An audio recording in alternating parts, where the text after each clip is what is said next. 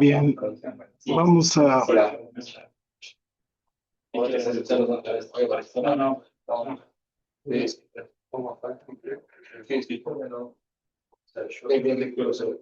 Bien, vamos a comenzar con las cosas que tenemos para hoy.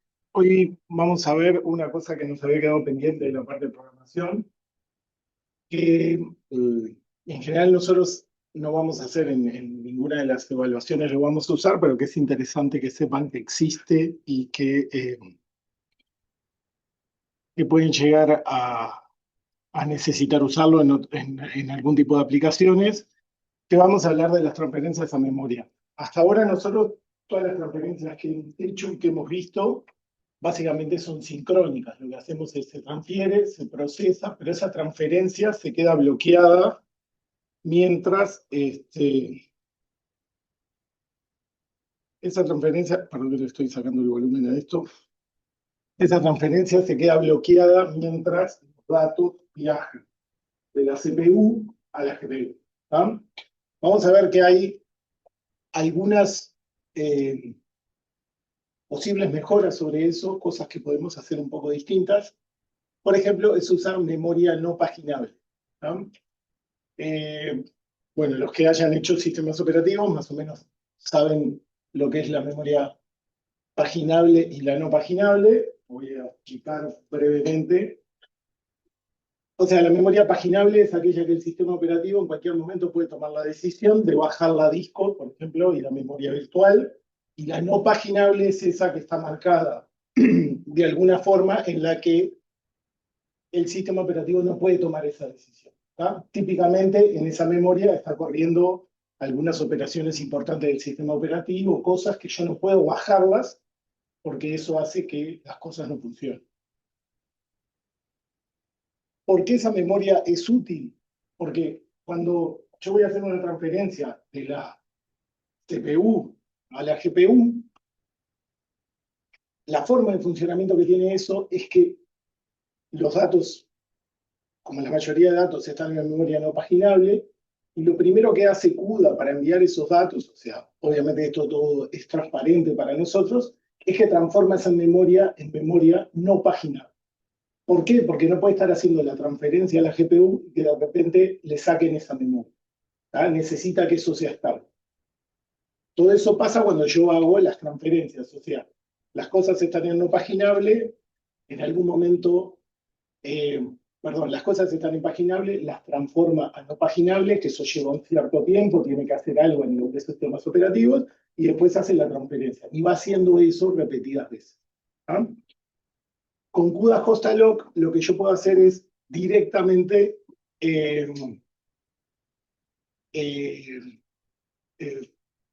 directamente reservar memoria no paginable en la CPU. Yo le puedo decir, estos datos ponerlos en no paginable. Entonces, cuando vaya a hacer la transferencia, hay un tiempo más cortito ahí para poder transferir esos datos, porque no necesita hacer esa conversión. ¿Ah? Entonces, bueno, ahí tengo más ancho de banda. De alguna forma puedo hacer una especie de mapeo entre el host y el device. Yo podría dejar, si la cantidad de memoria que yo voy a hacer en esas circunstancias es relativamente poca, yo podría quedarme como con una especie de mapeo entre lo que tengo en la GPU y en la CPU y transferir en los dos sentidos. ¿Tá? ¿Por qué no hacemos esto? ¿Y por qué no trabajamos todo en memoria no paginable? No. ¿Por qué? Porque básicamente es un recurso limitado. O sea, si cualquier programa marca toda su memoria como que nunca puede bajar a disco duro, básicamente no tengo memoria virtual. ¿Tá? Es la memoria RAM del equipo. Entonces, en general no es una buena práctica estar todo el tiempo marcando toda la memoria como no paginal. En general lo que va a pasar es que yo puedo llegar a identificar algunos datos que me interesa mapear. Va a depender mucho de cómo sea mi programa. Si mi programa tiene muchas transferencias, en diferentes partes de mi programa tengo que hacer transferencias, capaz que es una buena idea que sea memoria paginable, no paginable, y que lo vaya haciendo en los momentos en los que lo precise. Porque yo sé, acuérdense que acá hay un tema que nosotros en el curso no le sacamos ningún jugo, ¿no? Pero piensen en problemas complejos, que es que nosotros en el tipo de cosas que estamos haciendo y en las que van a seguir haciendo, dejamos la CPU muerta sin hacer nada mientras la GPU está procesando.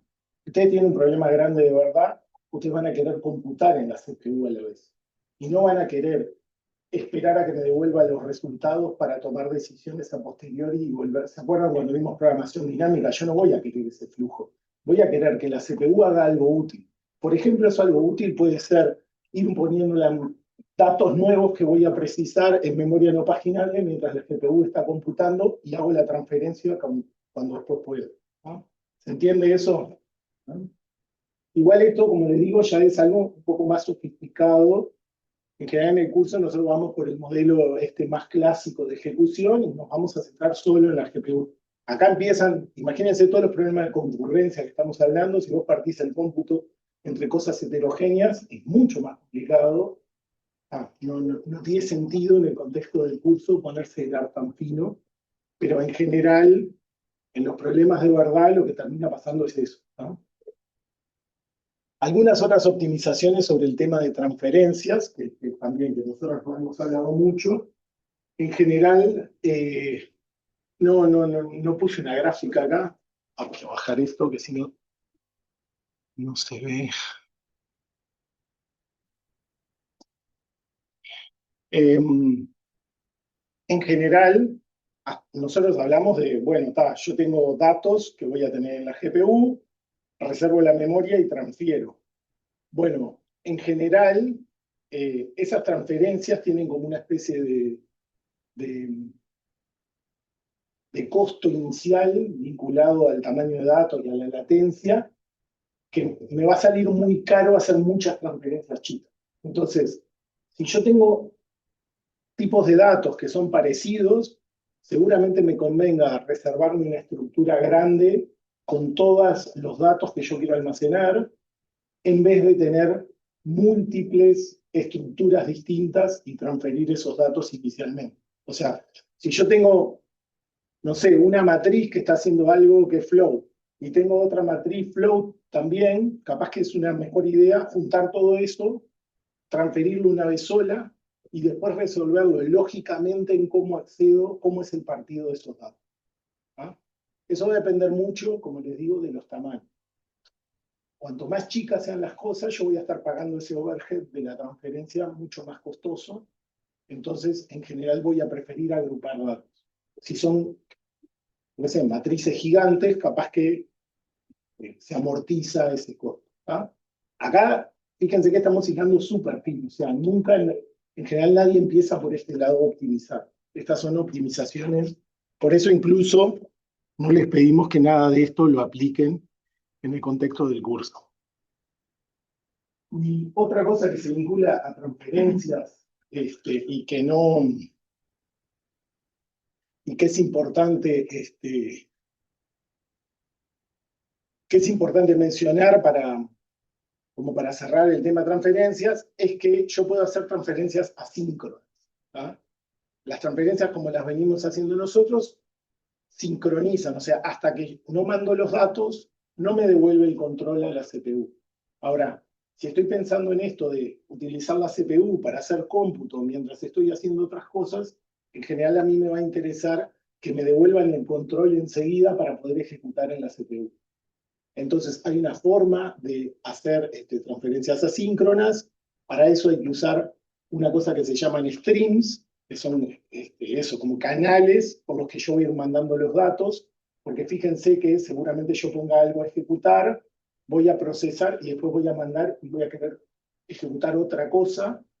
Entonces puedo tener diferentes streams de datos para mandarle a la GPU. Y yo ahí en ese stream encolo, por ejemplo, los kernel que quiero que ejecuten para ese stream. ¿No? Entonces, para eso, bueno, voy a tener que reservar tanta memoria como los streams precisen.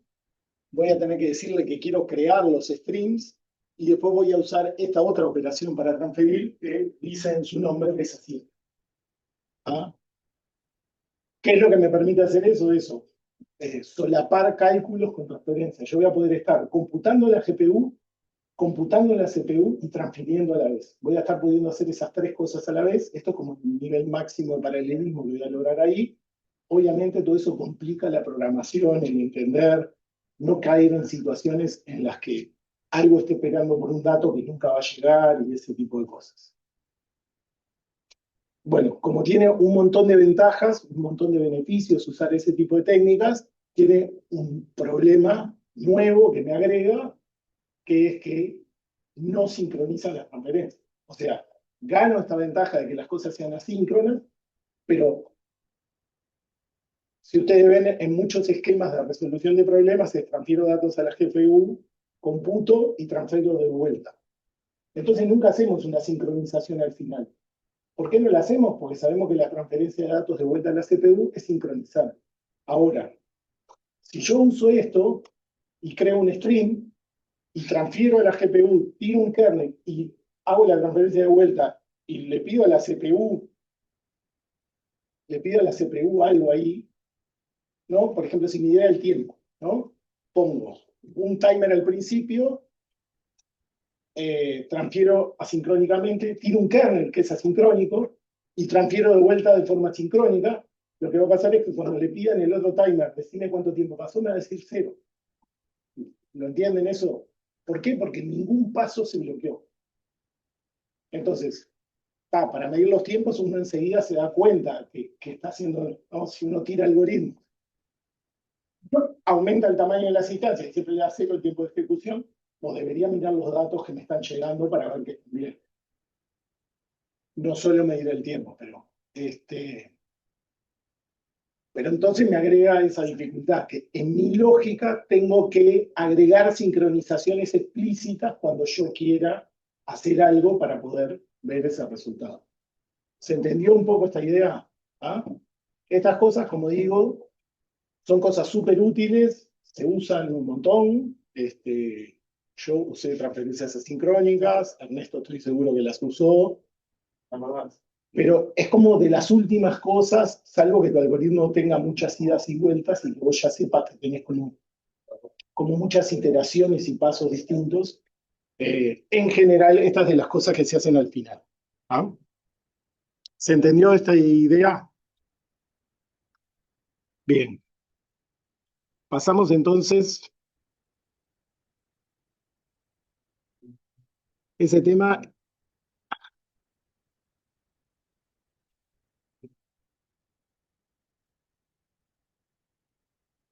Ese tema es como que quedó un poco colgado de los anteriores y que por completitud nos parece importante que lo vean.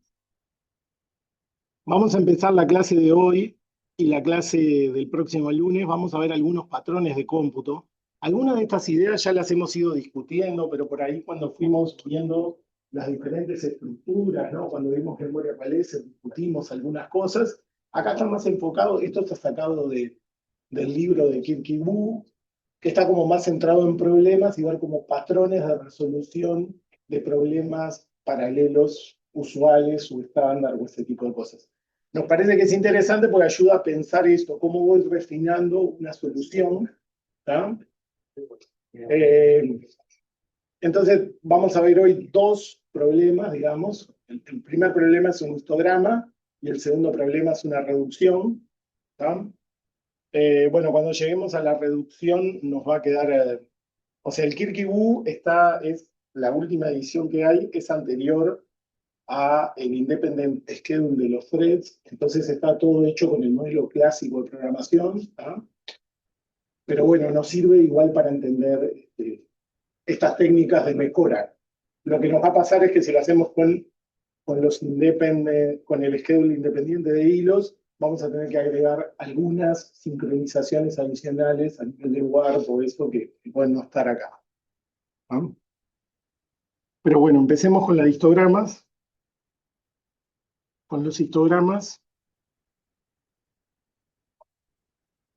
Bueno, eso es un histograma más o menos todos. Bueno, no todos tenemos por qué saber qué es un histograma, depende de los cursos que hayan tomado, pero básicamente lo que yo quiero obtener es una representación gráfica de una cierta variable en forma de barras y de alguna forma la superficie de esas barras está vinculada a la frecuencia de los valores representados. Entonces los valores que yo voy a ir viendo, de alguna forma los voy a ir colocando, o sea, la frecuencia de valores que yo voy a ir viendo, los voy a ir colocando en cubetas, dependiendo de esos valores. En general eso se hace mucho con números porque quiero aproximar una distribución empírica que tengo. ¿Tá? Justo el ejemplo que vamos a ver es con letras, pero es exactamente la misma idea. Bueno, eso me sirven para tener una aproximación a la distribución de una muestra. Bueno, y en general ahí hay una disquisición de que se le llaman diagramas de frecuencias y los valores son discretos en vez de llamársele histograma. Un ejemplo solamente para fijar la idea. Bueno, ahí hay unas cubetas definidas que van de la letra A a la D, de la E a la H, de la I a la L, la M a la P y así sucesivamente. Y lo que queremos hacer es procesar un texto y en función de eso contar las ocurrencias de cada uno de los tipos de letras. Entonces, el histograma de la frase Programming Massively Parallel Processors, que es el título del libro de Kirk-Wood, tendría esa distribución. Ese sería el histograma de ese texto. Lo que queremos hacer, de alguna forma, es hacer un kernel que compute ese histograma. ¿Ah? O sea, para un texto genérico, ¿no? Entonces, siempre cuando nos aproximamos así a un problema nuevo que queremos resolver con un paralelismo, bueno, tratamos de eso, empezar capaz que con una solución sencilla y ir refinando en pasos cada una de las cosas que tengo que hacer. Entonces, yo tengo una entrada que va a ser gigante, que tengo que procesar. Lo que voy a hacer es partirla en secciones, la voy a partir en pedacitos. Cada hilo va a procesar una sección de la entrada. Entonces cada uno de los hilos va a ir iterando sobre los elementos de la sección que le tocan procesar y bueno, en función de las letras que vaya viendo, va a ir incrementando una cierta cubeta con el valor que corresponde. Entonces, la idea de esta solución, ¿no? Tengo el texto completo y lo parto en secciones, ¿no? Ahí la palabra programming, massively con unos espacios, el parallel PR con unos espacios, con un espacio, perdón, y el processors con el resto. Entonces, básicamente, cada uno de los hilos va a mirar la sección, la parte que le toca a él, ¿no? Procesar, va a agarrar la primera letra y lo que va a hacer es ir a pegar en la cubeta que corresponda para incrementar el valor. ¿Ah? ¿Se entiende la idea? Es lo más sencillo, ¿no? Tengo el paralelismo a nivel de hilos, me partí el texto y lo que hago es que cada hilo procese la parte que le toca. Ahora después vemos cómo pegamos y dónde pegamos los resultados. ¿Qué problema tiene esto? Si yo proceso así la información. Esto de las cubetas no es cuál es. A las cubetas ahora vemos.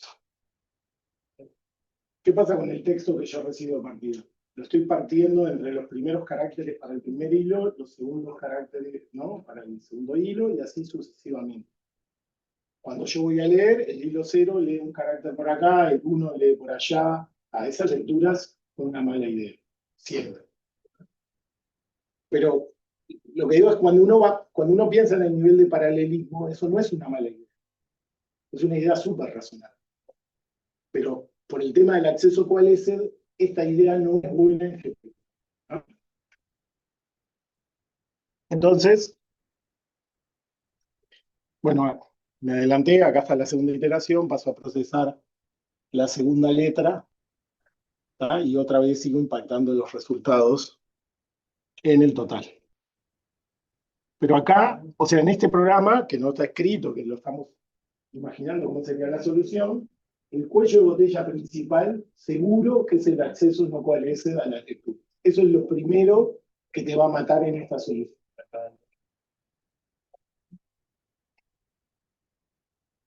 Entonces lo que tengo que hacer es cambiar el patrón de acceso a los datos. Esto lo vieron en el práctico este que están haciendo, tienen que empezar a ver este tipo de cosas, y eso va a ser moneda corriente si algún día trabajan programando en GPUs, les va a aparecer ese problema tipo todo el tiempo. ¿Ah? Eh, Cuando yo particiono por secciones, los accesos son ineficientes, ¿ah? Eh, porque hilos adyacentes no acceden a posiciones adyacentes de memoria. ¿Ah? O sea, en la primera lectura voy a estar leyendo acá, acá, acá, acá, ¿ah? Y desaprovecho el ancho de banda. Entonces lo que tengo que hacer es que los hilos, lo que tengo que hacer es pasarme a un patrón intercalado. Yo creo que en alguna clase lo he hecho, pero este,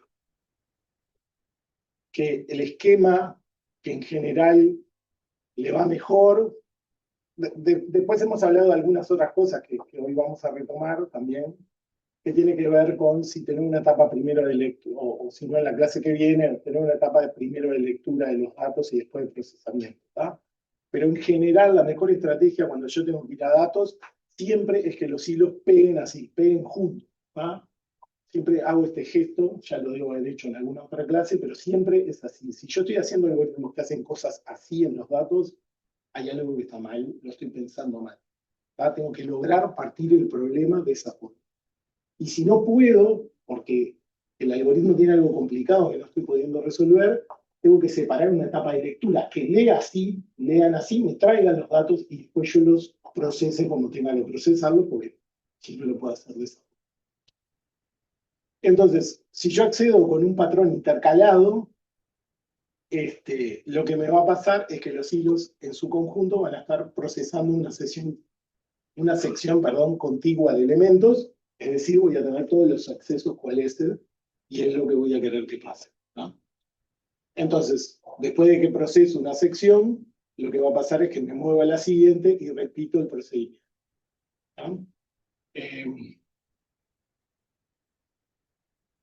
Entonces, fíjense que eso me va a cambiar en el código, porque ya los códigos en general, si yo tengo proceso por secciones, lo que va a pasar es que cada hilo procesa a partir de una posición y en realidad va a tener como una especie de iteración sumándole algo a la posición de lectura. O sea, antes yo leía en la posición 16 y después leía en la 17, en la 18, en la 19. Ahora lo que me va a pasar es que voy a leer en la 16 y en la 32. O sea, en vez de sumar como un contador de cuántos elementos voy leyendo, lo que voy a sumar es como la separación del ancho que estamos procesando juntos. ¿Ah? Eso es algo que aparece mucho en los códigos. Entonces, ahí me evito el problema este que tenía de los accesos. Voy a leer los primeros símbolos, cada hilo va a pegar en su carácter, pero vamos a acceder de forma coalesced, maximizo el ancho de banda y después impactamos. ¿Ah? Entonces, bien, ahí resolvimos el tema de las lecturas y ahora tengo, como decía el compañero, puedo tener problemas en las escrituras. En las escrituras puedo tener dos problemas, que hasta ahora, o sea, aparte del problema que decía el compañero de que, bueno, todos pueden estar pegando en los mismos lugares y que ahí eso me puede generar que las escrituras no sean eficientes, pero hay un primer problema que tengo que es de concurrencia en el acceso a esos datos. ¿Ah? Que ese problema es más importante porque va a hacer que el resultado ya me dé mal. Que en la primera parte de la solución lo obviamos, no le dimos bola a ese problema, hicimos como que, bueno, de alguna forma eso se soluciona. Entonces, si yo tengo dos hilos que quieren ir de forma concurrente a pegar a la misma dirección de memoria, tengo una condición de carrera. De esto ya se habló hace algunas clases, pero bueno, ya que lo estamos retomando, lo formalizamos acá un poco más, sobre todo pensando en que pueden no haber hecho sistemas operativos. Este tema aparece en varios cursos, ¿no? Aparece en base de datos, es un tema recurrente en computación, que viene dado porque cuando yo tengo operaciones que hacen una lectura, una modificación y después una escritura, yo necesito de alguna forma que esa operación se realice toda junta, porque si no puedo tener errores en tiempo de ejecución, que en general aparte van a ser difíciles de reproducir porque cada ejecución me puede dar distinto. ¿Ah? Va a depender de, va a depender de muchas cosas que me da cada ejecución. En las GPUs es mucho más estable que en la CPU, o sea, en general, no siempre, pero te da resultados parecidos, que están mal, pero como que ejecuta el scheduler más o menos siempre igual. ¿Ah? Entonces lo que voy a necesitar para eso son operaciones atómicas para que eso no me pase. Vamos a ver primero cómo era lo de las condiciones de carrera, y cuál es el problema que se produce, y después vemos las operaciones atómicas. Bueno, yo tengo dos hilos que básicamente lo que necesitan hacer para actualizar un valor en el histograma, no es que yo voy a hacer eso, yo voy a hacer una instrucción que hace bucket de i es igual bucket de i más 1. ¿No? Eso es lo que yo estoy haciendo, pero básicamente lo que estoy haciendo es acceder a una posición de memoria que me la traigo de forma intermedia, sin que yo haga nada, se incrementa en 1 y ese nuevo valor es el que yo quiero almacenar. O sea, esa operación que hace bucket de i es igual bucket de i más 1 se compone de esas tres operaciones. ¿No?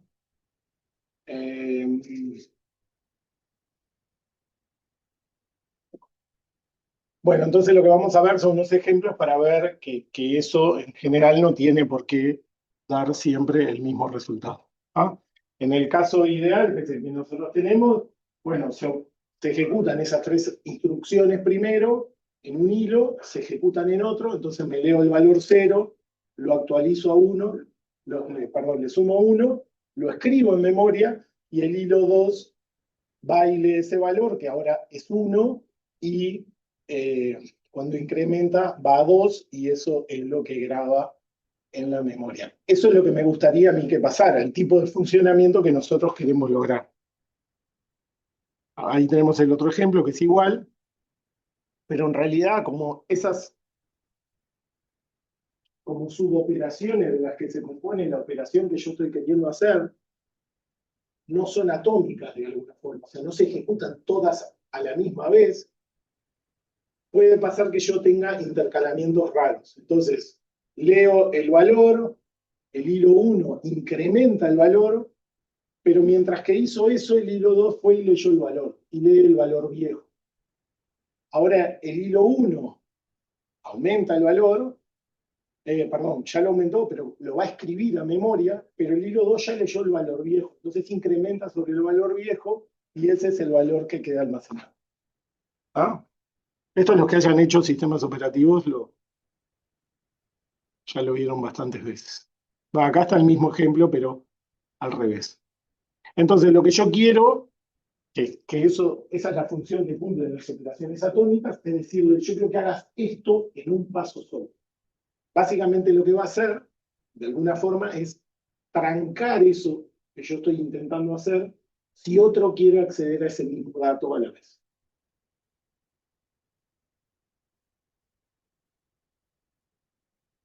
Entonces, lo que me dan las operaciones atómicas es que eso es ejecutada por una única instrucción del hardware en esa dirección de memoria. O sea, hace el read, el modify y el write, pero lo hace con una instrucción sola.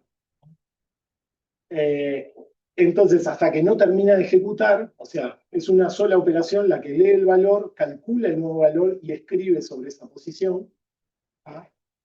Y es el hardware el que me garantiza que ningún otro hilo pueda acceder concurrentemente mientras yo estoy haciendo esa operación. Entonces, cualquier otro hilo que intenta realizar una operación atómica en esa dirección se pone en espera hasta que yo termine, ¿no? Yo estoy haciendo ese incremento, entonces el otro hilo que llega después tiene que esperar a que yo termine de hacer el incremento. ¿No? Ahí está explicado más, pero es decir, los hilos terminan ejecutando, cuando yo tengo operaciones atómicas, de forma secuencial con respecto a esa operación. Sí. O sea, es como pegar los mutex, ¿no? Y es algo de ese estilo, pero te lo hace el hardware. O sea, te produce 3 instrucciones PTX, modify and write en una. Lo vamos a ver ahora. Vos vas a usar una operación que dice atomic add. Para vos es una instrucción sola. Claro. Entonces no es un mutex, se ejecuta el ciclo. O sea, habría que ver el PTX para ver qué hace. O sea, para vos lo vas a ver como una operación distinta de la que usarías habitualmente. O sea, si vos haces ADI igual ADI más 1, el loco lo transforma de una forma. Si vos haces Atomic Add, seguramente llame una operación de más bajo nivel o algo por hardware que le garantiza eso. O sea, lo que termina siendo es una especie de mutex, pero lo debe hacer a nivel de hardware. ¿Se entendió eso? Entonces, para eso, lo que va a hacer es definir un conjunto de instrucciones que me van a permitir hacer eso. Entonces, bueno, hay varias operaciones para eso. Está el Atomic Add para sumar, el Atomic Sub para hacer restas, el Link y el Dec creo que aumentan y decrementan en 1, si no me acuerdo mal. Hay un min-max que vos le pasás un valor y el valor que está y te devuelve cuál es el mínimo de esos dos. Hay un max. El exchange te cambia los valores, o sea, el que vos le das, lo graba y te devuelve el otro. Y el compare and swap, no me acuerdo qué hace exactamente. Eso cualquier duda la pueden ver en la Programming Guide. En general, el que más usamos es en el contexto del curso, es el Atomic Add o algo de ese estilo, porque lo importante es que entiendan que existen estas funciones y para qué sirven, pero no hace falta saber todo el repertorio de operación. Lo que sí es interesante es que, bueno, primero veamos cómo el cabezal y eso, y qué hace la operación, y ahora después comento en la otra PPT.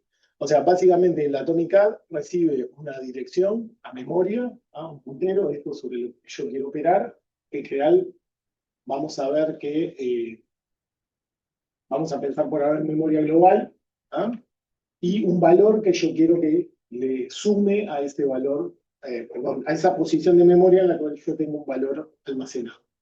Entonces lo que hace es leer la palabra de 32 bits apuntada por la dirección address. Vamos a pensar por la memoria global. Le sumo ese valor y eso me almacena el resultado en la misma dirección. Y bueno, la función está definida que devuelve el valor que lee y no el que queda almacenado. Porque ahí uno en general, bueno, no sé, esto cada uno lo puede pensar de diferentes formas, pero el Atomic Add, como es una especie de función, uno esperaría que te devolviera el resultado de lo que te da la suma y no te devuelve ese resultado, lo que te dice es el valor que leyó antes de sumar. Tiene sentido también eso, o sea, obviamente que uno lo podés calcular en función del otro, como él está diciendo que querés que haga la suma atómica y te devuelve un parámetro, uno esperaría que fuera el resultado, pero no, por lo menos no lo es. Bueno, lo que sí es importante es que eso fue progresando con las diferentes versiones de CUDA, es que se fueron incorporando nuevos tipos de Atomic Add, porque antes hasta que no me generaban un tipo, ¿no? O sea, por ejemplo, existía el Atomic Add de 32 bits, pero si yo precisaba hacer uno de 64, en algunas arquitecturas no tenía esa operación disponible. Hoy en día, básicamente, ya están casi todos disponibles. O sea, en memoria global están todos disponibles en simple precisión, doble precisión, y diferentes tipos de enteros con los que yo puedo querer operar. Pero eso fue una evolución. En principio se agregaron los tipos atómicos para como los tipos más básicos y eso se fue agregando con el tiempo. Entonces, ahora con esta idea de solución que teníamos,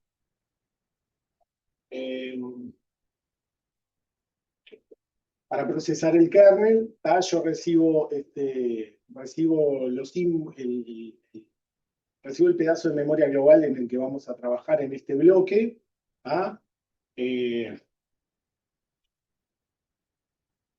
Recibo la estructura en la que yo voy a guardar los resultados, que es el histograma, y un cierto tamaño máximo, que es la cantidad de datos que vamos a ir procesando. Siempre, que esto es algo que aparece en casi todos los programas, casi todos los kernels que yo tengo que resolver, voy a tener que calcular el índice sobre el que voy a trabajar. Eso va a depender de los bloques, de la cantidad de hilos y todo eso, pero siempre un tema es el definir la indexación con la que yo voy a ir. Y acá básicamente lo que estamos haciendo, bueno, el stride va a ser como la cantidad de datos en las que yo voy a tener que ir a leer el siguiente dato. Eso va a depender de la cantidad de hilos que estamos ejecutando en este bloque, básicamente. Y entonces lo que vamos a hacer es que, mientras que todavía queden elementos por procesar, o sea, hasta size, bueno, vamos a agregar uno en función del carácter que yo esté leyendo. SI, acuérdense que dependen de qué identificador de hilo soy en el bloque y todo eso. Entonces voy a pegar en isto, en función del símbolo que estoy viendo, voy a agregar uno y me voy a mover stride para procesar el símbolo que tengo que procesar. Digamos, esa es una solución relativamente sencilla y hace las dos cosas que decíamos. Tiene el acceso, ¿cuál es? O sea, no me estoy trayendo los datos antes, esto que decía hoy de que una opción sería leer y después procesar, y estoy teniendo el Atomic para permitir que accedan concurrentemente sobre el histograma para hacer la actualización. Ahora, el problema que tienen las operaciones atómicas en memoria global es que es bastante ineficiente. Piensen que potencialmente podría llegar a tener todos los hilos de todos los bloques que están en ejecución pegando en la misma cubeta a la vez. Con lo cual eso todo se ejecutaría de forma secuencial. O sea, el Atomic Add es algo útil, es algo que me sirve y me soluciona un montón de problemas, pero uno no tiene que caer en la tentación de usar Atomic Add para todo, porque si no, se transforma en ejecuciones secuenciales. Entonces, bueno, la lectura va a tener una latencia de algunos cientos de ciclos cuando esté trabajando en memoria global. La escritura también tiene una latencia similar. Entonces, mientras realizo la operación, nadie va a poder estar accediendo a esa dirección. Como decía, el peor caso sería este. Todos los bloques que tiro, todos los hilos que están ejecutando, el primer símbolo que ven va exactamente a la misma packet. Estamos todos esperando, estamos todos encolados esperando a que el primero sume, para el segundo sumar, para el tercero, y sucesivamente. Acá hubo una mejora de hardware, digamos, que en algún momento me mejoró un poco las cosas, que es la inclusión del caché L2 en las GPUs. Eso hace, como el caché L2 es compartido entre todas las GPUs, eso hace que yo no tenga ese sobrecosto de ir a la RAM todas las veces, sino que todos los que estamos en ejecución estamos viendo este caché. Entonces, es como que nos quedamos trancados en el Atomic Add, en el caché. Eso me mejora un poco las cosas, me lo hace el hardware solo, o sea, cuando se pasó a tener un caché L2 y todo eso, eso mejoró los Atomic Adds. La latencia es la 10ª parte de la que tendría la RAM. Eso, como es compartido entre todos los bloques, en principio no hay problema. Como digo, es una mejora por hardware, pero sigue siendo un sobrecosto muy alto que tengo que pagar para poder hacer esas operaciones atómicas. Ahora, si vemos qué pasa si yo hago Atomic Add en memoria compartida, la latencia va a ser mucho más corta porque está todo restringido al bloque que está en ejecución, o sea, hay un bloque ejecutando en un multiprocesador. son solo los hilos que están ejecutando ahí los que van a pegar, entonces ya achiqué bastante el nivel de posible competencia que tengo por el recurso con el que yo quiero procesar. ¿Ah? ¿Cuál es la diferencia? Que no tengo ningún mecanismo que de alguna forma, si yo hago las cosas en memoria compartida, automáticamente me lo impacte para memoria global. Tengo que programarlo yo. No es muy complicado. Y es una técnica que se le llama con este nombre, que es privatization, ¿ah? Que eso lo que busca es reducir la latencia, aumentar el rendimiento y reducir la secuenciación, digamos, la secuencialización. A veces se usa serialización, pero... Entonces lo que yo voy a hacer es que cada bloque esté trabajando en la copia de sus propios valores. Yo a veces hablo de la solución parcial del problema, digo eso, y este bloque le tocó procesar esta información, lo que hace es el resultado de ese bloque. Y cuando termina, impacta los resultados en el resultado final. ¿Ah? Pero este bloque está concentrado en resolver este pedazo de texto. No necesita saber en un primer paso qué le dio a los otros bloques para resolver su problema. Eso de alguna forma es esto de privatización. Entonces, bueno, ahí no tengo el código equivalente, pero básicamente lo que tengo que hacer es definirme la estructura del histograma en shared memory, el mismo código anterior, pero en vez de ir a la memoria global, lo hago en shared memory. Cuando termino, o sea, inicializo en 0 la shared, tenemos ese mismo ciclo, impactamos los resultados en la shared, y cuando terminamos, tengo que tener una sincronización ahí, y ahí sí voy a atomicar a la memoria global. ¿Ah? Eso es lo que quiero decir, que requiere más esfuerzo el programador. O sea, yo tengo que hacerlo. Yo tengo que reservarme la memoria shared, tengo que pasar mis atomic add a shared, al de shared, y no usar sobre global. Y después de que termine el ciclo, en ese while que teníamos acá antes, o sea, voy a volver al código para que quede más claro. O sea, la diferencia acá es que en vez de trabajar sobre esto, yo tendría que tener una memoria shared definida ahí, no sé, auxiliar esto, que lo primero que hago es seteo los valores en 0. En vez de hacer el atomic add sobre esto, lo haría sobre auxiliar esto. Y acá, al final de este ciclo, tengo que tener una sincronización de hilos para asegurarme que todos los hilos del bloque terminamos de procesar, todos contamos los símbolos que nos tocaban, y ahora que ya sé que todos contamos el pedacito de texto que nos tocó procesar, en este caso los primeros 5 o 6 hilos hacen el atomic add. O sea, en esto los buckets creo que eran 5 o 6. Lo que tendría que hacer es que en función de mi identificador de hilo, los primeros 5 o 6, el 0 pega en la posición 0, el 1 pega en la posición 1, y así, haciendo el atomic add sobre, ahí sí, sobre esto, sobre la memoria global. ¿Se entendió esa idea? Esto también es un esquema que van a usar bastante en las soluciones de problemas.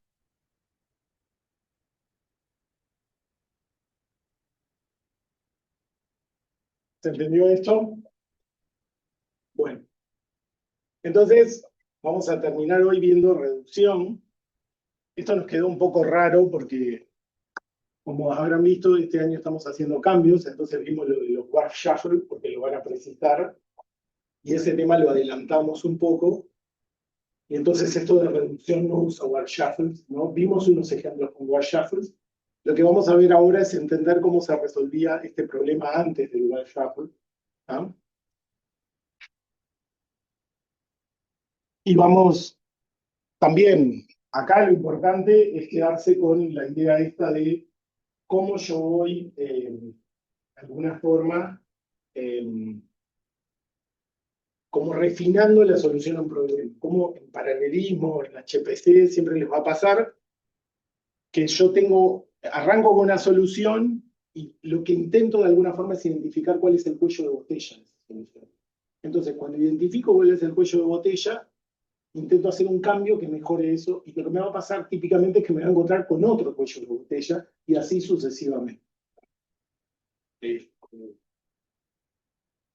Bueno, entonces lo que yo quiero hacer es una reducción de un conjunto de datos. La operación de reducción básicamente lo que hace es toma un conjunto de datos y me devuelve un valor. Típicamente es la suma. Yo tengo un conjunto gigante de datos y quiero saber cuánto dan todos esos datos sumados. Tengo una plataforma paralela, entonces quiero hacer eso lo más paralelizable posible para hacer la menor cantidad de operaciones para hacer esa suma. ¿Cómo vamos a resolver ese problema? Bueno, como decía, no estamos usando, como decía, como esto está basado en el libro de Wu, que es anterior al tema del schedule independiente de los hilos, no estamos usando eso, y como decía recién, también es anterior al tema de los war shuffle, ¿tá? Entonces tampoco vamos a usar war shuffle. Entonces, lo que vamos a hacer es traernos los datos de memoria global, o sea, cada bloque va a tener que procesar una cantidad de datos, de los cuales va a obtener una suma total. ¿Ah? Y entre todos los bloques queremos hacer la suma global. Entonces, inicialmente me voy a traer de la memoria global a memoria compartida todos los datos, porque yo voy a precisar ver los datos que están procesando los otros hilos. ¿Ah? Vamos a calcular el resultado y como resultado de nuestro bloque vamos a tener un valor. ¿Ah? Y después tenemos que ver qué hacemos con eso. Ahí hay varias estrategias para hacer eso. ¿Ah? O sea, nosotros nos vamos a concentrar en el problema parcial, o sea, un bloque cómo obtiene un resultado. Pero después tenemos una siguiente etapa, que podríamos usar Atomic Add, como usamos recién, para impactar todos los resultados. Podríamos escribir en memoria global y hacer una segunda pasada con el kernel, obteniendo con un bloque la suma final, ¿no? O sea, tirando un bloque solo, que eso no es muy eficiente. Podría transferir ese vector con los últimos resultados a la CPU y hacer una iteración en la CPU de ese vector, ¿no? Imagínense que tiene, o sea, arrancamos con 1.000.000 de datos, pero me quedé con 128, pongámosle. Bueno, yo puedo transferir un vector de 128 a la CPU y hacer iteración y calcular el resultado, por ejemplo. En estas cosas no hay una... Va a depender mucho del tipo de datos y esas cosas, no va a haber una solución única a esa última etapa. Va a depender de dónde preciso los datos, si los preciso en la GPU. Capaz si los preciso en la GPU me conviene hacer una Atomic Add. Si los preciso en la CPU, capaz que me conviene transferir. Son todas cosas que van a demorar muy poquito tiempo y que van a ser muy parecidos esos tiempos, entonces no hay una cosa que sea lo único que vaya a ser. Entonces, bueno, podríamos usar cualquiera de los dos mecanismos para definir el tamaño de la memoria compartida. En principio ahí vamos a tener como unos 128 hilos, entonces yo voy a necesitar 128 datos en shared. Y vamos a ver tres enfoques distintos. Este primero es el que de las tres soluciones seguramente que vamos a ver, seguramente es el que a lo primero les resulte un poco más raro, me parece, que es un poco raro de pensar como la indexación, pero cuando veamos el código vamos a ver que es uno de los más sencillos de escribir, por eso a veces es la primera solución que uno tiende a hacer. Entonces, básicamente lo que vamos a hacer es que tengo todos los datos en shared, y vamos a hacer que el hilo 0, o sea, pegue en la posición 0 y 1. Lo que va a hacer es sumar esos dos. El hilo 2 va a pegar en la posición 2 y en la 3, y va a sumar esos dos en el 2. El hilo 4 en el 4 y el 5, y así sucesivamente. ¿Tá? Solamente van a estar trabajando los hilos pares. Lo que me va a pasar en el siguiente paso es que ahora el 0, el 1 ya lo sumó, Y en el 2 estaba acumulado el 2 y el 3. Entonces lo que tiene que hacer, fíjense, es, antes sumaba el que tenía uno al lado, y ahora quiero sumar el que tengo a 2 lugares. Y me lo traigo. Pero ahora el que tiene que trabajar es el hilo 4, que es el que va a estar pegando en la posición 4. Y también, ese va a estar mirando 2 posiciones al lado. Fíjense que en el siguiente paso, como ahora el 4 ya me acumuló del 4 al 7, ahora tengo que ver el 0, tiene que sumar el 0 y el 4. Fíjense que se me va multiplicando por 2 dónde tengo que mirar. ¿Ah? Y si se fijan, los hilos que estaban activos, primero son los múltiplos de 2, o sea, considerando el 0 también, después los múltiplos de 4, después los de 8, los de 16 y así sucesivamente. Es como súper fácil pensar esa indexación. Por ahí cuando uno ve los índices dice, che, pero ¿por qué el 1 no hace nada? Y eso, pero los índices quedan súper fáciles de calcular. ¿Se entendió esa idea? Entonces, bueno, tenemos ahí un código que hace eso. Bueno, está definida la Jared. Mi paso inicial es 1 porque yo tengo que ver mi posición y la siguiente. Calculo el índice, ¿no? Multiplicando la cantidad de bloques por la cantidad de hilos que hay en cada bloque, más el hilo que soy yo. Ese índice, ese I de X, me da el lugar en el que yo tengo que ir a buscar el dato, y ese es el dato que me traigo. Como todos nos estamos trayendo los datos de memoria global, lo primero que tengo que hacer es una sincronización para asegurarme, ¿no? Esta sincronización de acá es, como todos los hilos que están ejecutando del bloque fueron a buscar datos a memoria global, yo preciso todos los datos para poder empezar la producción, hasta que todos no trajeron. Acuérdense que como se parte de la ejecución por warp, puede ser que un warp haya traído datos y otro todavía no. Entonces yo no puedo empezar a sumar porque si tengo que ir a buscar un dato que está más lejos, no lo tengo. Preciso de esta sincronización. Y entonces, bueno, el código va a ser mientras el paso que tengo que hacer sea más chico que la cantidad de hilos que hay en el bloque, los hilos que se van a activar va a ser esos cuyo índice, el resto, con un valor que ahora vamos a ver, sea 0. En el primer paso, step es 1, y son todos los pares. Fíjense que lo que vamos haciendo es que step se multiplique por 2, entonces vamos a tener ese comportamiento que queríamos. En el primer paso van a ser todos los pares, después van a ser todos los múltiplos de 4, después van a ser todos los múltiplos de 8, los de 16, los de 32. Teníamos 128 de 64 y en algún momento el step me va a dar 128 y va a salir porque ya tengo el resultado de la suma. Y fíjense que cada hilo de los que está activo, ¿no? Van a haber hilos que no van a estar activos, que no van a hacer nada, no van a entrar al if. Cada hilo lo que hace es mira el valor que está en su posición y le suma el valor que está en su posición más este. Que es lo mismo que dijimos hoy. ¿Se entendió eso? Sí. Fíjense que cuando todos los hilos terminaron de hacer su cuenta, yo voy a precisar esta sincronización.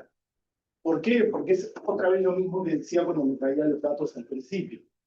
Si yo no sé si los hilos que están en otro lugar o que están más a la derecha míos hicieron la suma, si yo voy a buscar un dato a su posición, ese dato puede estar mal. Puede no ser el resultado de la suma parcial que tenían que hacer. O sea, fíjense que acá en el dibujito, que el 0 acá, por ejemplo, va a leer acá. Bueno, él necesita saber que este hilo, el que operó acá en este paso, terminó su cuenta. ¿Se ve eso? Por eso es importante esa sincronización.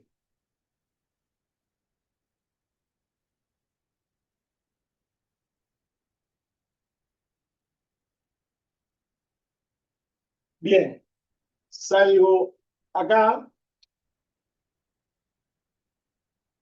Esta sincronización está por las dudas. En principio podría no ser necesaria porque si sincronizaste acá, ya está, no, fíjense que en el último paso sincronizás acá, multiplicás por 2, este podría no incluirse, igual no pasa nada ahí. Y el único que opera, el único que calcula el resultado final es el hilo 0, que es el que impacta ese resultado. Como yo les dije acá, lo que estamos haciendo es calcular en una posición de memoria el resultado de la suma, y falta esa segunda etapa en la que hago la suma total, ¿no? Entonces pego en el identificador de bloque que soy, o sea, el bloque 8, en la posición 8 de salida, pone el resultado que se obtuvo.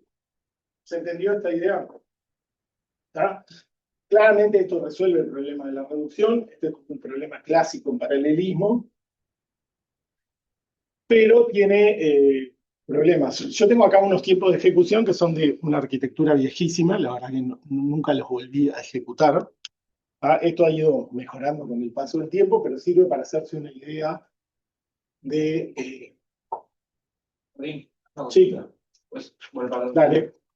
que siguiendo bien el sync-else que está en el loop, o sea, Sí. o sea, un hilo solo necesita esperar al hilo que está separado por step, ¿no? Sí. No por todos. Entonces, no existe una manera de decirle solo esperar por ese hilo y no por todos. Bueno, ahora con esto de la ejecución independiente, sí, antes no tenías esa operación. Bien. O sea, con el modelo clásico, o sincronizás todos los hilos del bloque, o no tenés nada. Ahora vos podrías tratar de jugar un poco con los warps y todo eso, pero no me queda claro si no te complicás la vida con la programación, porque te empieza a quedar una dependencia de los datos, que es como que vos tenés que programarla o especificarla para saber por qué estás esperando. Pero está bien, yo ahí me estoy trancando de más, porque estoy esperando por gente que yo no preciso ese dato. O sea, está bien el problema que ves, con el modelo clásico no tenía solución, con las cosas nuevas tiene, pero puede llegar a ser compleja la solución.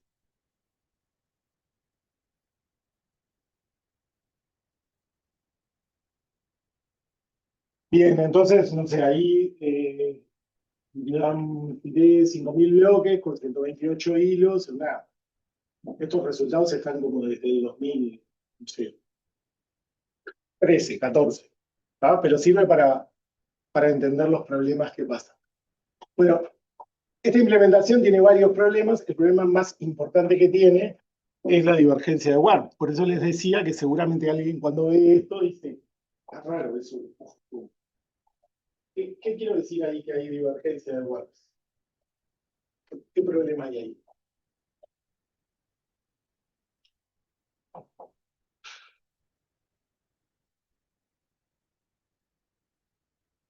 ¿Por qué eso tiene problema de divergencia de warp? Sin ver el código, mirando solo lo que está ahí.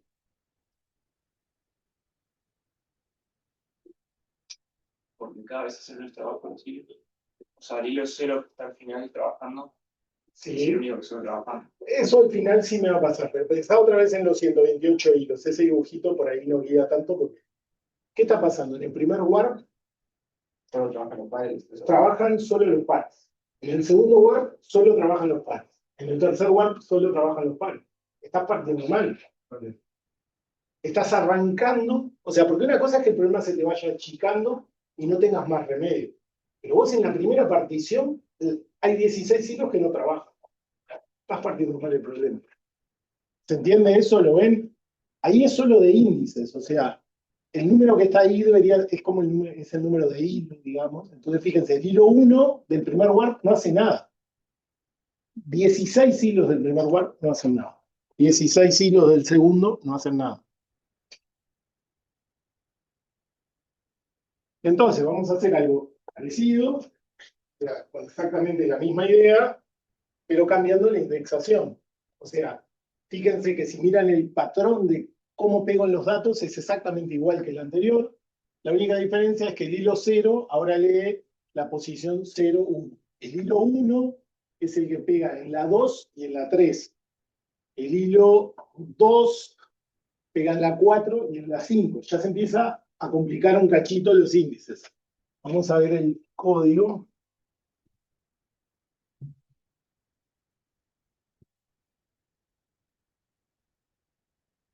Bueno, la primera parte es igual, el primer paso es 1, fíjense que siempre me pasa eso de que yo voy aumentando el paso en 2, o sea, es la misma lógica que la anterior, ¿no? Esto, el step es 1 y el step es 2. ¿No? Ahora, lo que yo voy a hacer es que los hilos que van a estar activos, en vez de hacer eso que hacía con los índices, es la cantidad de hilos dividido 2 por el step. Entonces, en el primer paso, yo voy a decir que los primeros 64 hilos son los que operan. ¿Ah? Porque yo preciso solo 64 para procesar esos 128 valores. O sea, estos 64 leemos nuestro valor, leemos los 64 siguientes y los sumamos en estos 64 lugares. En el siguiente paso, que step va a multiplicar por 2, yo voy a estar achicando ese tamaño de hilos, es como que lo voy dividiendo entre 2. Digo, primero 64, después 32, después 16, después 8, después cosas, y después quédate con 1. Ahí estoy pensando en cuáles son o sea, ese if lo que me identifica es cuáles son los hilos que están activos, cuáles son los que van a trabajar. Y ahora tengo que indexar dónde voy a pegar. Entonces, voy a pegar en 2 por el step, ¿tá? Por el identificador de hilo que soy. ¿Tá? Vamos a verlo en el dibujito. Fíjense que el hilo 1 pega en el lugar 2, el hilo 2 pega en el 4, el hilo 3 pega en el 6 y así sucesivamente. Y cuando paso al siguiente paso, el hilo 1 está pegando en el 4, que era donde antes pegaba el 2. Por eso es que la idea esa de multiplicar por 2 funciona. Pero fíjense que, si bien esta idea es mucho más razonable, o sea, cuando uno piensa el dibujito dice, esto tiene mucho más sentido, escribirlo es mucho más complicado. Hay que pensar bien el tema de los índices y eso. Pero típicamente cuando estoy resolviendo estos problemas, yo voy a resolver, tengo un if en el que yo voy a ver cuáles son los hilos que me interesa que sigan activos y después tengo que ver dónde indexo. Esa es como la lógica. ¿Y cuál es el hilo que voy a ver? ¿Dónde es que voy a ver el otro? ¿Dónde es que voy a ver el otro valor? Es en mi posición más step. Eso es la misma lógica que lo anterior. Acá lo complicado para mí es que se convenzan que esta es la posición correcta donde tengo que pegar. Porque ya lo vi con el dibujito anterior y con eso para ver qué eso da. ¿Se entendió esta idea? Fíjense igual acá algunos datos que después los vamos a ver al final cuando veamos posibles optimizaciones que yo no llego a conversar acá. Para sumar 128 no preciso 128. Me alcanza con 64. Lo que pasa es que yo quiero traerme 128 datos para poderlos sumar. Entonces, capaz que cada hilo tiene que leer más datos. Esa optimización no la vamos a hacer acá en el código, pero son todas cosas que empiezan, ¿no? Porque son optimizaciones que vienen como después, pero esas son cosas que mejoran más el código.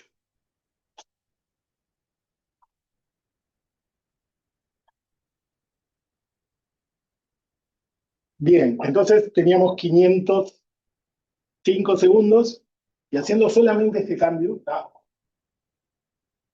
esto es una arquitectura bastante vieja, entonces obviamente que esto el hardware ha mejorado y este tiempo se achicó, pero la mejora es casi 3 veces solamente por indexar bien y que los warps estén activos. O sea, fíjense que en esta solución, ¿no? Lo que me pasa es que en el primer paso, con este número 128, hay 2 warps que no hacen nada, pero hay 2 warps que trabajan en paralelo y achican el problema. Después, un warp en paralelo.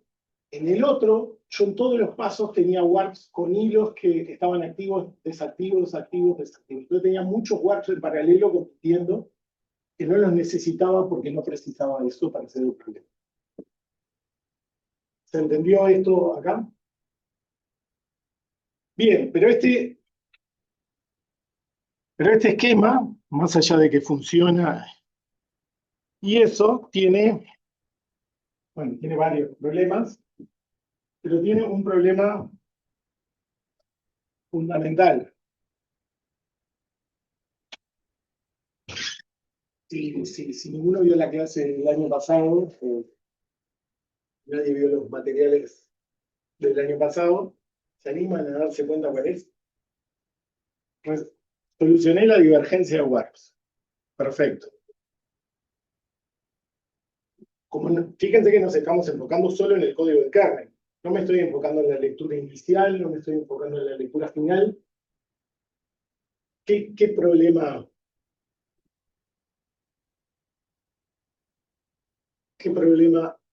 puede haber acá? ¿Sí? Puede ser que cuando vos leas los dos valores precisados, el primero que lees, tenés que hacer como dos lecturas separadas. Y cuando vos te traes el primer valor, si lees 32 bytes, ahí tenés el valor, pero para el segundo que le sumás, ¿Sí? te queda por fuera. ¿Sí? Son los 32 bytes siguientes. ¿Y entonces? Y ahí. Entonces, claro, no, pero no estás en memoria global. ¿Dónde estás trabajando? Acá es en memoria compartida. En memoria shared. Yo te voy a pegar acá en 32 bits siguientes. ¿Dónde estamos? ¿Dónde está este dato y dónde está este otro dato? Memoria shared en bancos distintos. Acuérdense que el máximo paralelismo lo tengo cuando todos los hilos pegamos en bancos distintos. Entonces, fíjense lo que pasa. El hilo 0 lee una palabra del primer banco y del segundo banco. El hilo 1 lee una palabra, bueno, del banco 0 y del banco 1. El hilo 1 lee del banco 2 y del banco 3. Acuérdense que eso es a nivel de warp.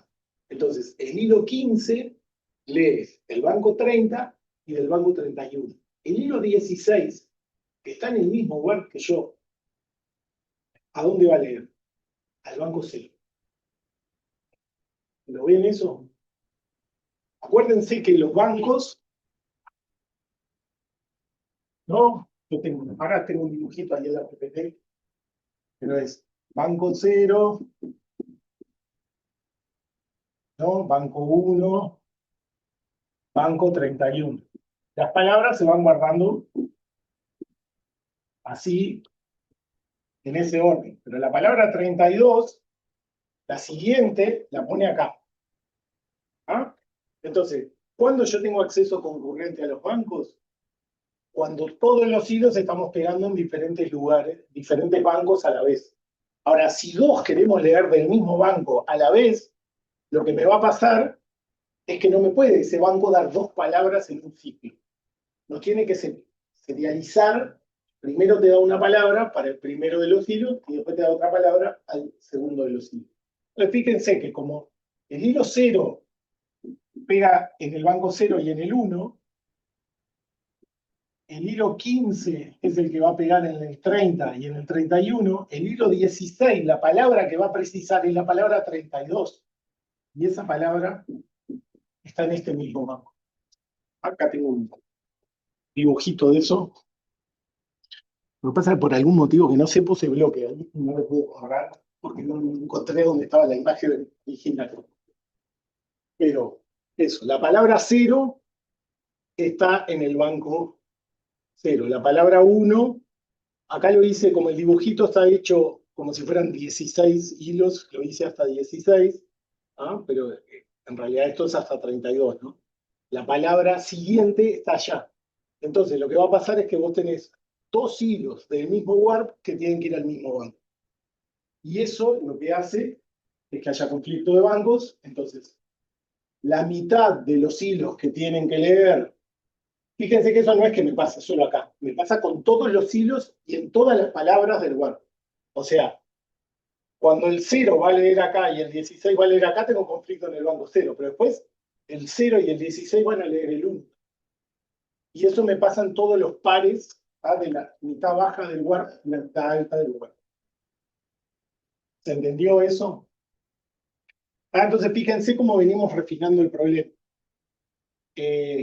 Cambié la indexación para lograr que los warps estén más activos, que todos estén, para no tener divergencia y que todos los hilos estén trabajando.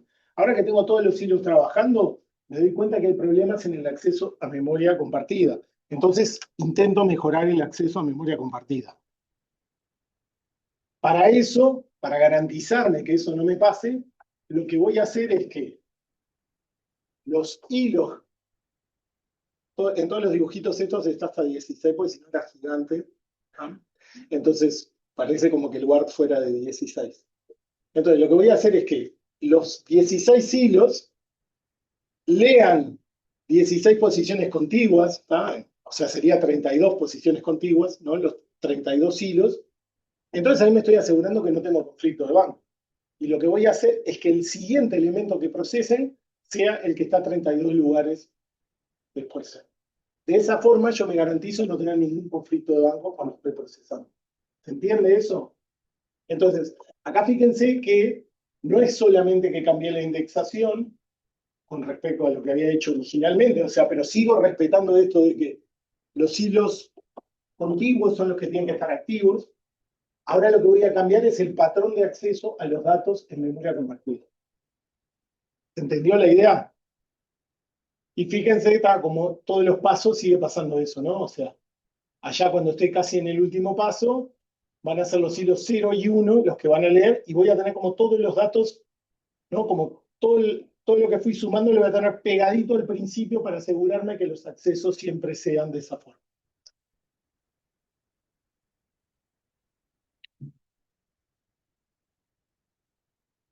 Bien. Entonces, esta, si bien parece rara, van a ver que es una solución que es mucho más sencilla que la anterior y más clara. ¿Ah? Bueno, lo primero que voy a definir es otra vez este índice como el tope de los que van a estar trabajando, que originalmente va a ser la mitad de la cantidad de hilos, ¿ah? Pues son los primeros 64 los que van a trabajar. Entonces voy a ver si mi identificador de hilo es más chico que ese valor, yo soy un hilo que tiene que hacer algo. ¿Dónde voy a pegar? Voy a pegar en mi posición más ese i, que en el primer paso es 64. Entonces, el hilo 0 va y se trae el dato 65, el hilo 1 se trae el 66, y así. Entonces, nosotros, los 32 hilos del Word, estamos pegando en bancos distintos. Ahora lo que voy a hacer es achicar en 2, o sea, reducir la cantidad de hilos que van a estar activos. En el primer paso 64, en el siguiente son 32, o sea que son solo los... Fíjense lo que yo decía, originalmente yo tengo 128 datos, y lo que estoy haciendo en el primer paso es que en las primeras 64 posiciones impacto estos 64. Entonces ahora, para resolver este problema, yo preciso solamente 32 hilos, que lo que van a hacer es impactar de estos para acá, y como siempre estamos pegando juntos, no estamos teniendo conflicto de banco. Entonces reduzco a 32, en el siguiente paso reduzco a 16, reduzco a 8, reduzco a 4, a 2, a 1 y así. Ahora voy a ver lo de los tiempos y todo eso que yo les decía. Acá es donde surge eso, ¿no? No lo estamos ensuciando el código así porque para que no quede, para que la solución que vemos en clase no quede así. Pero fíjense una cosa que es que si yo quiero hacer la suma voy a tirar 64 hilos, yo sé que el primer paso es de 64, el siguiente es de 32, el siguiente es de 16, el siguiente es de 8, el siguiente es de 4, el siguiente es de 2 y el siguiente es de 1. Lo más eficiente para hacer eso, en vez de tener todos los while, todo esto escrito, es escribir ese código así. O sea, decir, cuando somos 64 hacemos esto, cuando somos 32 hacemos esto, y así sucesivamente. ¿Qué es lo que me pasa? Cuando yo me achico de 32,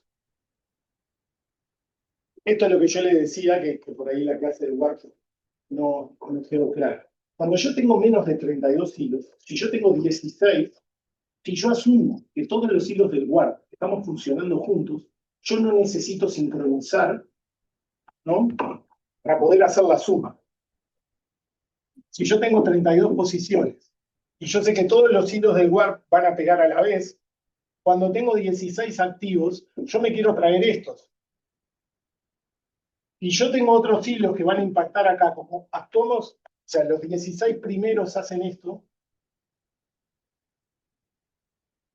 No me importa lo que hagan el resto, si me impactan esos valores, porque si actuamos en la misma operación, yo voy a haber leído antes de que me cambien el valor. Entonces, después de que yo achicaba de 32 a 16, a 8, a 4, a 2, a 1, no necesito sincronizar más.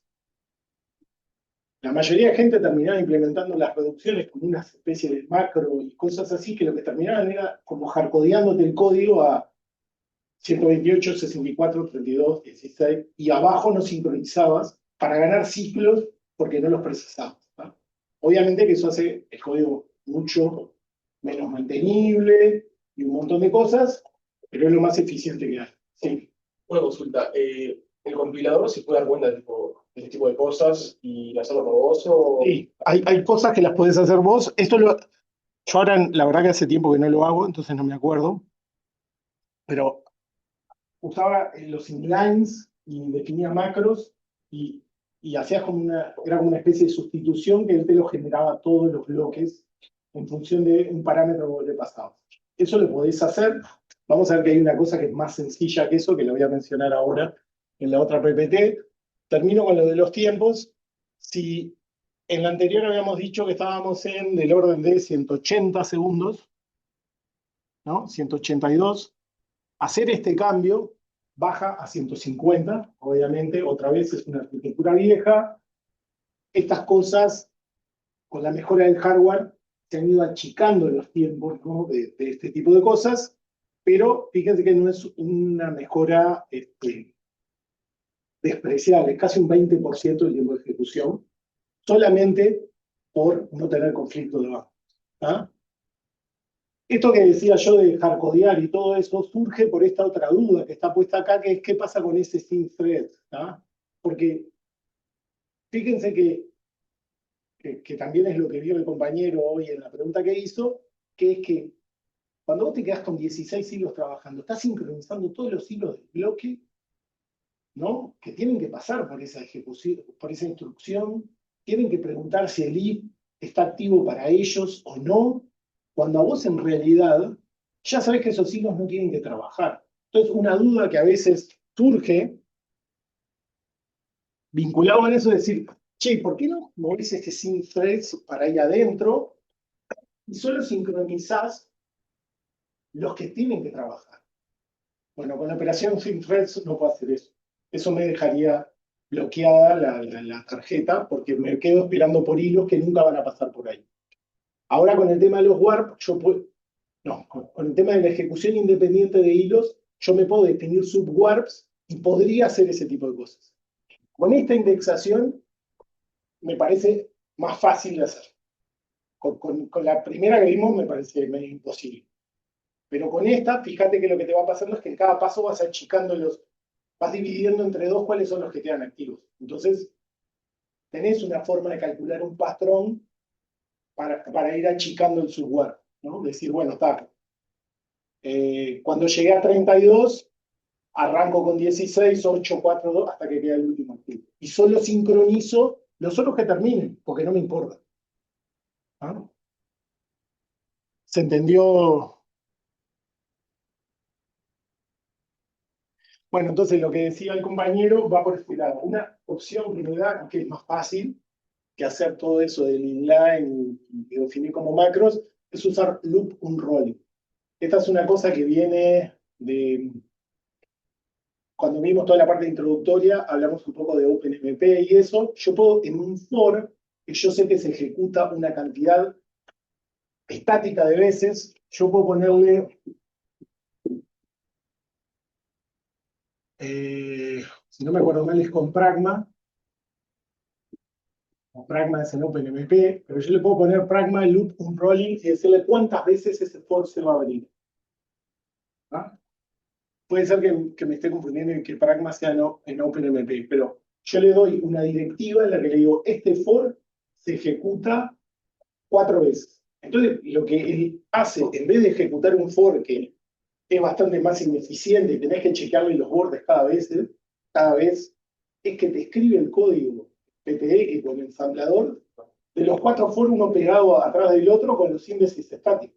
Eso es lo más eficiente que hay. Pues no hay que chequear bordes. O sea, si vos sabés, en estos ejemplos que poníamos, si yo sé que pego en la posición 0, 32, 64 y 96, si yo hardcodeo eso, es mucho más fácil que sumar y chequear si no me fui del límite. El problema es que, como programador, terminás haciendo un programa que anda solo para un caso y es súper tedioso. El loop unrolling lo que te hace esa capacidad de, si vos sabés que eso es fijo y está acotado, o sea, vos sabés qué cantidad de veces eso se puede desarmar ese for, o sea, cuántas veces lo vas a ejecutar a continuación para cada valor, lo que el loco hace es te generar como todos los índices. ¿Y eso se puede hacer dentro del kernel? Sí, es una directiva que le pones arriba del for. Pero lo que pasa es que solo te funciona si tu número es estático. Y si tenés números esotéricos, 137 o cosas así, no te camina eso. Es como que es muy reducido. Por eso decía, esto mismo lo de los macros y el inline, es si vos sabías cómo vas a partir los datos y los lográs hacer calzar en los múltiplos que a vos te interesan. Donde tengas números raros, todo eso empieza a organizar. Bueno, esto lo hablamos hoy, que es leer más de una palabra de la memoria global y que se vincula también con lo del lower occupancy, así que voy a explicar un poco. Pero es eso. Si yo quiero sumar 128 posiciones, si tiro 128 hilos, fue por la lectura. Lo que tengo que hacer es que cada hilo lea más datos. No tiene sentido hacer eso. Porque tengo 2 warp que lo único que hacen es ir a buscar los datos al principio y no hacen más nada. Y esos warp compiten por recursos, después se quedan sincronizando y esas cosas, ¿no? Porque para que esa synthread ejecute, esos otros warp están pasando por las instrucciones sin hacer nada. O sea, llegan al if, no se ejecutan, se trancan en el synthread, pero me están compitiendo por recursos y no van a hacer nada. Entonces, es mejor tirar 64 y leer 2 palabras, que es, o leer más, leer 4 palabras cada I. ¿Ah? Y eso se vincula con esto de que yo tengo que lograr que los hilos tengan trabajo. Acá hay muchos hilos que rápidamente se quedan sin trabajo. Entonces es mejor procesar más palabras por hilo. Por ejemplo, esto que digo, leemos una palabra, leemos otra, leemos otra, leemos otra, cada hilo acumula 5 o 6 sumas y después tengo la reducción. ¿Ah? Esas son otras posibles mejoras que se pueden hacer.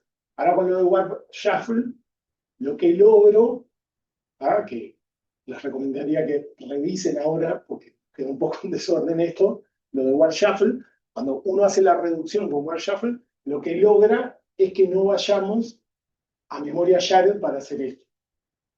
Yo puedo verle el registro al otro hilo, con qué valor acumuló, eso es más rápido, y me evito esas sincronizaciones que antes tenía que hacer. Esa es como la otra ventaja. Lograron que cuando yo me movía a nivel más chico de un warp, que los programadores lo que hacían era asumir que todo ejecutaba a la misma vez. O sea, a mí me pasó, yo tenía código cuando estaba haciendo el doctorado que me funcionaba, cambió la arquitectura y me dejó funcionar la producción. Y no lograba entender por qué era, no lograba. Empecé a leer, claro, yo asumía que ejecutaban a la misma vez a nivel del warp, y lo que pasó es que de una arquitectura a la otra, como eso no está garantizado en ningún lado, eso dejó de funcionar. O sea, no ejecutaba exactamente así. Las reducciones eran cualquier cosa. Porque el otro leía antes o escribía antes, no la otra mitad del warp. Lo que te dio el warp shuffle es que ahora eso te lo garantizan ellos si usas esas operaciones. ¿Ah? ¿Se entendió más o menos esto? Bien. Eso es lo que teníamos para hoy. El lunes seguimos también discutiendo así como algunos problemas generales, como para seguir bajando ideas de cómo usar las cosas que hemos ido viendo, eso sobre problemas particulares.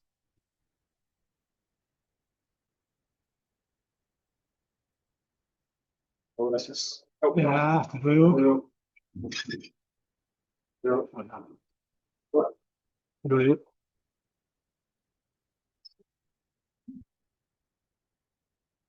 Vamos, ahora.